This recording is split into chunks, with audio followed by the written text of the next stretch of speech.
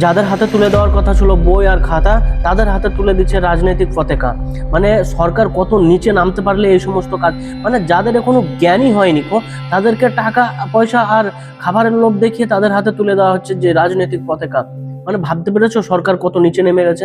একটু টাকা পয়সা দেবে? কি দিবে? কত টাকা দেবে এরা? 100 করে দিবে টাকা সবাইকে। আর খাওয়া দাওয়া দেয় কিছু? আচ্ছা, তোমার নামটা বলো এখন। কি বলে নিয়ে এসছে তোমাদের? চলো ঘুরো। ঘুরো। কিছু খাওয়াবে? খাওয়াবে কিছু? কি খাওয়াবে? কি খাওয়াবে? হ্যাঁ, কেন ছোট বাচ্চা কেন? এটা তো কিছুই বুঝে না। ভিডিওটা দেখলে দেশের ভবিষ্যৎ নিয়ে কোনো চিন্তা ভাবনা নাই। পরবর্তীতে যারা ভবিষ্যতে আসবে ওদের হাতেও এখন থেকে রাজনৈতিক পতাকা তুলে দেওয়া হচ্ছে। মানে তাদের মাথায় এখন থেকেই ভূত চাপিয়ে দেওয়া হচ্ছে যে তুমি বিজেপির পতাকা নিয়ে রাস্তায় মিছিল করবে, পুলিশের মার খাবা আর রাস্তায় মরবে। মানে আপনার ছেলের ভবিষ্যৎটাকে এভাবে নষ্ট করে দিচ্ছে।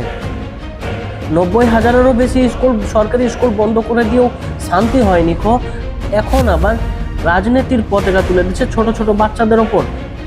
ছোট ছোট বাচ্চাদেরকে পয়সার লোভ দেখিয়ে, খাবারের লোভ দেখিয়ে ওদেরকে দিয়ে প্রচার করিয়ে বেড়াচ্ছে ভোটের। মানে সরকার কত নিচে নেমে গেছে একবার ভাবতে পেরেছ? এই সমস্ত জঘন্য কাম করার জন্য কথা বলো, আর যদি না কথা বলতে পারো তো আমাদেরকে সাপোর্ট করো, আমরা বলবো।